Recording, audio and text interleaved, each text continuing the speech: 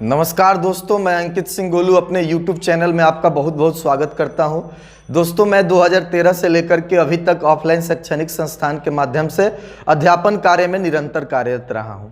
दोस्तों, पिछले वीडियो में हम इतिहास से संबंधित जानकारियों को लेकर के आपके बीच आए थे और इतिहास में आधुनिक भारत के इतिहास को हम लोग प्रारंभ किए थे। आधुनिक भारत के इतिहास में मुगल साम्राज्य के पतन अर्थात उत्तरकालीन मुगल काल से हम लोग अध्ययन करना प्रारंभ किए थे। मुगल साम्राज्य का पतन औरंगजेब की मृत्यु के बाद से माना जाता है। हम लोगों ने देखा था कि 3 मार्च 1707 ईस्वी को औरंगजेब की मृत्यु होती है और उनके तीनों पुत्रों के बीच जो उत्तराधिकारी के लिए युद्ध होता है उसमें मोहम्मद मुअज्जम अर्थात बहादुर शाह प्रथम विजयी होते हैं। आज हम लोग बहादुर शाह प्रथम के कार्यकाल के बारे में जानकारी हासिल करेंगे, अध्ययन करेंगे। यदि आप पहले वीडियो को नहीं देखे होंगे तो उसको आप जरूर देख लेंगे, उसका लिंक हम डिस्क्रिप्शन में दे देंगे। उसको देखने के बाद मुगल शासक प्रारंभ से आपको और औरंगजेब की मृत्यु तक के बारे में एक बेसिक जानकारी आपको हो जाएगी, तो आधुनिक भारत के इतिहास को समझना थोड़ा आसान हो जाएगा। तो आज हम लोग बहादुर शाह प्रथम के कार्यकाल के बारे में अध्ययन करेंगे। बहादुर शाह प्रथम के कार्यकाल में होने वाली सभी प्रमुख घटनाओं के बारे में हम लोग अध्ययन करेंगे, ताकि बीपीएससी के साथ साथ अन्य सभी प्रतियोगी परीक्षा जो जीएस संबंधित है, जिसमें इतिहास से प्रश्न बनते हैं, उस सभी एग्जाम में हम लोग बेहतर रणनीति के साथ बेहतर तैयारी कर पाएं और परीक्षा में प्रश्न न छोड़ें। तो बहादुर शाह प्रथम के कार्यकाल को हम लोग शुरू करते हैं। बहादुर शाह प्रथम का कार्यकाल 1707 ईस्वी से 1712 ईस्वी तक होता है। बहादुर शाह प्रथम, जिनका नाम मोहम्मद मुअज्जम होता है, ये औरंगजेब के पुत्र होते हैं और औरंगजेब के 3 पुत्रों में उत्तराधिकारी का लड़ाई जीत करके और ये मुगल शासक बनते हैं। तो ये बहादुर शाह प्रथम है, इनका नाम मोहम्मद मुअज्जम भी है। 65 वर्ष की उम्र में ये पूर्णतः मुगल शासक होते हैं। तो बहादुर शाह प्रथम 65 वर्ष की उम्र में मुगल शासक होते हैं। दूसरी जानकारी जो बहादुर शाह के कार्यकाल में है, इसमें हम लोग बहादुर शाह ने औरंगजेब के द्वारा अपनाई गई संकीर्णवादी नीतियों में से कुछ बदल दिए और उन्होंने समझौते और मेल मिलाप की नीति को अपनाई। जब हम लोग मध्यकालीन भारत का इतिहास पढ़ेंगे तो पहले वीडियो में हम लोग देखे थे कि बाबर से लेकर के और औरंगजेब तक के कार्यकाल को मध्यकालीन भारत के इतिहास में पढ़ना है। तो औरंगजेब के कार्यकाल को भी हम लोग मध्यकालीन भारत के इतिहास में पढ़ेंगे। बहादुर शाह प्रथम से लेकर के और बहादुर शाह जफर यानी बहादुर शाह द्वितीय के कार्यकाल को हम लोग आधुनिक भारत के इतिहास में पढ़ेंगे और मुगल साम्राज्य के पतन या उत्तरकालीन मुगल काल टॉपिक के भीतर पढ़ेंगे। तो औरंगजेब के बारे में जब हम लोग डिटेल में अध्ययन करेंगे तो हम लोग पाएंगे कि औरंगजेब जो थे वो संकीर्णवादी नीति को अपनाए थे। औरंगजेब के समय में सिखों में भी अप्रसन्नता थी, राजपूत भी नाराज थे, मराठे भी नाराज थे। तो अलग अलग भारत में मुगल शासकों के साथ साथ जो भी अलग अलग शासन व्यवस्था चल रही थी, चाहे वो राजपूतों का काल था या मराठों का था अपना या सिखों का था, वो सब औरंगजेब की नीतियों से नाराज थे, अप्रसन्न थे, क्योंकि उनकी नीति संकीर्णवादी थी। सिखों के बारे में हम लोग जानेंगे कि जो गुरु गोविंद सिंह हैं, सिखों के 10वें गुरु हैं। तो गुरु गोविंद सिंह ने 2 शादियां किए थे और इनके कुल 4 पुत्र थे। इनके 4 पुत्रों में से 2 पुत्रों को 1704 ईस्वी में दीवार में जिंदा चुनवा दिया गया था। उसके अलावा शेष अन्य 2 पुत्रों को भी आनंदपुर की लड़ाई में उनको मार दिया गया था। तो हम लोग सिखों के बारे में जब पढ़ेंगे तो वहां पर हम लोग पढ़ेंगे कि औरंगजेब सिखों के प्रति संकीर्णवादी नीति अपनाए थे। उसके अलावा राजपूतों के प्रति भी संकीर्णवादी नीति अपनाए थे। ये धर्म परिवर्तन के लिए जोर दे रहे थे। वहां पर डीप अध्ययन से हम लोगों को पता चलेगा कि मुगल शासक में औरंगजेब के द्वारा सिखों के 10वें गुरु गोविंद सिंह के 2 पुत्रों को इस्लाम धर्म कबूल नहीं करने पर दीवार में चुनवा दिया गया था 1704 ईस्वी में। बाकी 2 पुत्रों को 1705 ईस्वी में आनंदपुर के युद्ध में मार दिया गया था। और सिखों के 9वें गुरु जो गुरु गोविंद सिंह से पहले थे तेग बहादुर, तो तेग बहादुर को भी इस्लाम धर्म कबूल नहीं करने के कारण उनको मार दिया गया था। तो औरंगजेब कुल मिलाकर के संकीर्णवादी नीति अपनाए थे, इस्लाम धर्म को कबूल करवाने के लिए प्रेशर दे रहे थे और इनके लिए उन्होंने कई हत्याएं भी करवाई। तो औरंगजेब की जो भी नीति थी, बहादुर शाह उन नीतियों में से कुछ नीति को बदल दिए और मेल मिलाप की नीति को अपनाए। तो यहां पर हम लोग देख सकते हैं कि बहादुर शाह ने राजपूतों के साथ, मराठों के साथ मैत्रीपूर्ण नीति को अपनाए थे, मतलब मित्र के जैसे नीति को अपनाए थे। हालांकि बहादुर शाह के पिताजी औरंगजेब के द्वारा इस्लाम धर्म कबूल करने के लिए प्रेशर दिया गया था, सिखों को दिया गया था, तेग बहादुर को दिया गया था, गुरु गोविंद सिंह के 2 बेटों को दीवार में चुनवा दिया गया, 2 बेटों को मार दिया गया, सब पर धर्म परिवर्तन के लिए जोर दिया गया था। तो संकीर्णवादी नीति थी। तो आपने देखा कि ये संकीर्णवादी नीति को थोड़ा सा बदले और राजपूतों से भी मेल मिलाप किए, मराठों से भी मेल मिलाप किए और मराठा नेता साहू को मुगल कैद से आजाद करा दिया गया था। मराठा नेता जो साहू थे, जिनको औरंगजेब के कार्यकाल में बंदी बनाया गया था, कैद किया गया था, तो बहादुर शाह अपने कार्यकाल में मुगल कैद से मराठा नेता साहू को आजाद करवा दिए। तो एक ये चीजें हुई। अगली चीज है, बहादुर शाह ने गुरु गोविंद सिंह के साथ संधि करके समझौता करके विद्रोही सिखों के साथ मिलाप करने की कोशिश की। जैसा कि अभी हम आपको बताएं कि औरंगजेब के कार्यकाल की बात करें तो औरंगजेब के द्वारा सिखों के साथ अच्छा रिलेशन नहीं रखा गया था, अच्छा व्यवहार नहीं रखा गया था। सिखों के साथ युद्ध हुआ। सिखों और मुगलों में, खास करके औरंगजेब के कार्यकाल तक की बात करें तो एक उन लोगों में विरोधाभास था, एक मतलब विरोधीपन अंदर से था, क्योंकि औरंगजेब के द्वारा धर्म परिवर्तन के लिए जोर दिया जा रहा था। तो इन चीज़ों को हम लोग डिटेल में अध्ययन करेंगे, सिखों के बारे में पढ़ेंगे तो वहाँ पर पढ़ेंगे।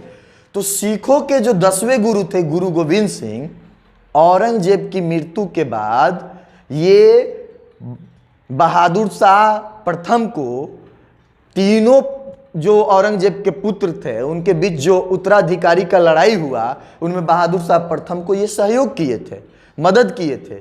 तो बहादुर शाह के द्वारा गुरु गोविंद सिंह के साथ आगे चल के संधि की जाती है और जो विरोधी सिख होते हैं उनको मनाने का प्रयास किया जाता है, शांति स्थापित करने का प्रयास किया जाता है।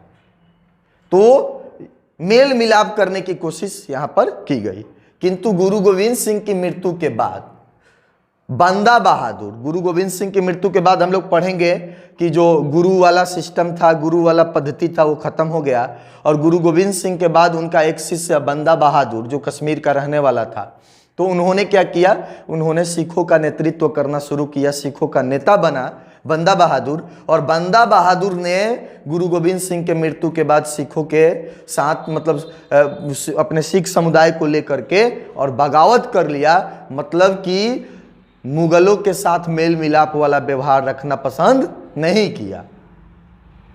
आगे हम लोग देखेंगे कि बहादुर शाह ने सिखों के सतलज और जमुना नदी के बीच के लगभग संपूर्ण क्षेत्र पर अपना अधिकार जमा लिया। उस समय मुगल काल में, मुगल शासन में जो सिखों का क्षेत्र था सतलज और गंगा नदी के बीच का, उसके लगभग संपूर्ण क्षेत्र पर बहादुर शाह के द्वारा अधिकार जमा लिया जाता है। तो ये भी एक प्रमुख है, घटना मान सकते हैं। उसके बाद से यहां पर हम लोग देखेंगे कि जो लौहगढ़ है, तो लौहगढ़ को भी अपने कब्जे में ले लिया जाता है। गुरु गोविंद सिंह के द्वारा उनके काल में 4 किला बनवाया गया था। यह सुरक्षा के दृष्टि से किला बनाया गया था। तो इस 4 किला में लौहगढ़ में भी लौह किला बनाया गया था। तो ये लौहगढ़ को भी अपने कब्जे में ले लिया गया था। किसके द्वारा? बहादुर शाह के द्वारा। किंतु सिखों को दबाया नहीं जा सका। 1712 ईस्वी में पुनः लौहगढ़ को सिखों ने अपने कब्जे में ले लिया। तो आपने क्या देखा कि बहादुर शाह प्रथम 65 वर्ष की उम्र में मुगल शासक बने। बहादुर शाह ने औरंगजेब के द्वारा अपनाई गई संकीर्णवादी नीतियों में से कुछ नीतियों को बदल करके और समझौते और मेल मिलाप की नीति को अपनाए। जैसा कि औरंगजेब के कार्यकाल में जो संकीर्णवादी नीति थी, धर्म परिवर्तन कीजिए नहीं तो उसके लिए युद्ध किया गया, मारा गया, मृत्युदंड दिया गया, तो इन सब चीज़ों से वो बचने का प्रयास किए और मेल मिलाप किए।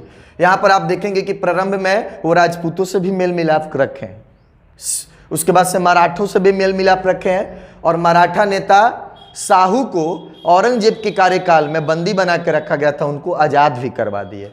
आगे हम देखें कि बहादुर शाह ने गुरु गोविंद सिंह से भी संधि किए, समझौता किए, और जो सिखों में एक विरोधाभास था औरंगजेब के कार्यकाल का, जो मतलब गुरु गोविंद सिंह के बेटे को मरवा देना, दीवार में चुनवा देना, या उसके पहले तेग बहादुर को मरवा देना, सिखों के नवे गुरु, तो इस सब को लेकर के सिखों का जो एक विरोधाभास था मुगलों के प्रति, तो उन चीज़ों से बचने का प्रयास किया गया संधि के द्वारा। लेकिन गुरु गोविंद सिंह की जब मृत्यु हो जाती है, सिखों के अंतिम गुरु, सिखों के 10वें गुरु गुरु गोविंद सिंह की जब मृत्यु हो जाती है, तो गुरु गोविंद सिंह के मृत्यु के बाद गुरु का जो पद्धति था वो खत्म हो जाता है, और गुरु गोविंद सिंह अपने एक शिष्य को, बंदा बहादुर को, सिखों का नेता बनाते हैं। और सिखों का नेता बनाते हैं तो ये बंदा बहादुर जो है गुरु गोविंद सिंह की मृत्यु के बाद मुगलों के साथ प्रेम भाईचारा वाला नीति नहीं अपनाता है, बगावत का झंडा बुलंद करता है।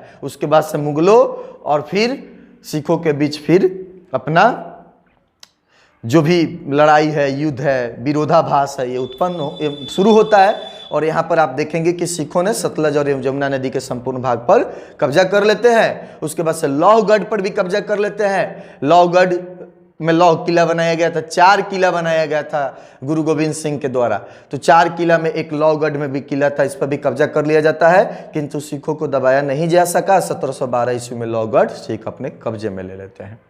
फिर बहादुर शाह के द्वारा बुंदेला सरदार छत्रसाल से भी मेल मिलाप करके रखा जाता है। तो बुंदेला सरदार जो थे छत्रसाल हैं, ये भी एक सिख हुआ करते थे, तो इनका भी अपना एक वर्चस्व था, इनका भी एक अपना पकड़ था, तो इनसे भी मेल मिलाप की नीति बहादुर शाह के द्वारा अपनाई जाती है। और 1711 ईस्वी में जोशुआ केटेलार के नेतृत्व में एक डच प्रतिनिधि मंडल बहादुर शाह से मिलने आता है। जैसा कि यूरोपीय कंपनियों के भारत आगमन में हम लोग पढ़ेंगे कि पुर्तगाली कंपनी, ब्रिटिश कंपनी, फ्रांसीसी कंपनी, डच कंपनी, अलग अलग कंपनियां भारत में आती हैं। तो उस टॉपिक को जब पढ़ेंगे हम लोग तो डिटेल में वहाँ पर समझेंगे। तो उसी समय बहादुर शाह के कार्यकाल में ही डच प्रतिनिधि मंडल जोशुआ केटेलार के नेतृत्व में और इनसे मिलने आए थे, इनके दरबार में मिलने आए थे। तो ये भी एक प्रमुख घटना है, एक प्रमुख जानकारी मान सकते हैं इसको, तो इसको भी आपको याद रखना होगा। फिर बहादुर शाह के कार्यकाल में आगे जो प्रमुख घटनाएं हैं उनको हम लोग जानते हैं। आप इसको चाहे तो नोट कर सकते हैं, और इसको अगर ध्यान से आप समझेंगे तो बिल्कुल ये चीज़ें आपके दिमाग में फिट हो जाएंगी और पीटी से मेंस तक की जानकारी आपके पास उपलब्ध हो जाएंगी। इसका आप उपयोग अच्छे तरीके से कर सकते हैं। तो आप इसका स्क्रीनशॉट लेकर के और आप इसको नोट्स बना सकते हैं। अब हम लोग देखते हैं बहादुर शाह के कार्यकाल में होने वाली प्रमुख घटनाओं के बारे में, जिससे कि प्रश्न बनते हैं। तो बहादुर शाह के कार्यकाल में अंधाधुंध जागीरें बांटने तथा पदोन्नति के कारण राजकीय वित्तीय स्थिति खराब हो गई थी पहले की तुलना में।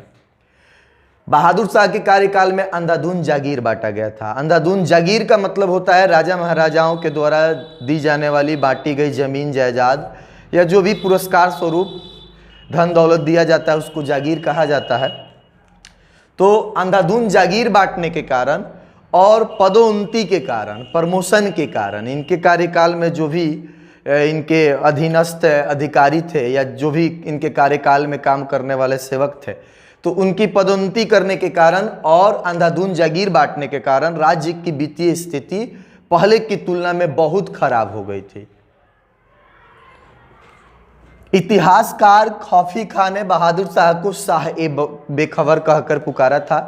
तो ये प्रश्न बन सकता है कि बहादुर शाह प्रथम को या बहादुर शाह को शाह ए बेखबर कहकर किसने पुकारा था? तो इतिहासकार खौफी खां के द्वारा ही कहा गया था। तो ये चीजें भी आपको नोट कर लेना है, याद कर लेना है, इसको ध्यान में रखना है। इसके अलावा 1712 ईस्वी में बहादुर शाह की मृत्यु हो जाती है। तो दुर्भाग्यपूर्ण 1712 ईस्वी में बहादुर शाह की मृत्यु हो जाती है। जब बहादुर शाह की मृत्यु हो जाती है तो इनके मृत्यु के बाद साम्राज्य में गृह युद्ध छिड़ जाता है और इस गृह युद्ध छिड़ जाने के कारण इनका शव करीब 10 सप्ताह तक भी, 10 सप्ताह के बाद तक भी दिल्ली में दफनाया नहीं जा सकता है। तो इसको भी आपको ध्यान में रखना होगा। और इसके अलावा इनके संबंध में एक और चीज है जो हम लोगों को ध्यान रखना है, वो ये रखना है कि ओवन सिडनी के द्वारा लिखा गया था, साहित्यकार ओवन सिडनी के द्वारा लिखा गया था कि मुगल सम्राटों में बहादुर शाह अंतिम सम्राट था जिनके संबंध में कुछ अच्छे शब्द कहे जा सकते हैं। तो ओवन सिडनी के अनुसार मुगल सम्राटों में, मुगल बादशाहों में, मुगल शासकों में बहादुर शाह यानी कि बहादुर शाह प्रथम अंतिम मुगल शासक था जिनके संबंध में कुछ अच्छा कहा जा सकता है। मतलब कि ओवन सिडनी के अनुसार बहादुर शाह के बाद कोई ऐसा मुगल शासक नहीं था जिनके संबंध में कुछ अच्छे शब्द कहे जा सकते हैं। मतलब ये अंतिम शासक थे जिनके संबंध में कुछ अच्छे शब्द कहे जा सकते हैं। तो ये बहादुर शाह के कार्यकाल में होने वाली प्रमुख घटनाओं का हम लोगों ने जिक्र किया। इसको आप नोट करेंगे और इसको अच्छे से अभ्यास करेंगे तो आपको इस टॉपिक से संबंधित सारी जानकारियाँ आसानी से प्राप्त हो जाएंगी और प्रश्नों का उत्तर आप आसानी से दे पाएंगे। अगर वीडियो अच्छा लगे तो इसको ज़रूर लाइक करें, चैनल को सब्सक्राइब करें और वीडियो को शेयर करें। फिर हम लोग अगले वीडियो में मिलेंगे। नमस्कार।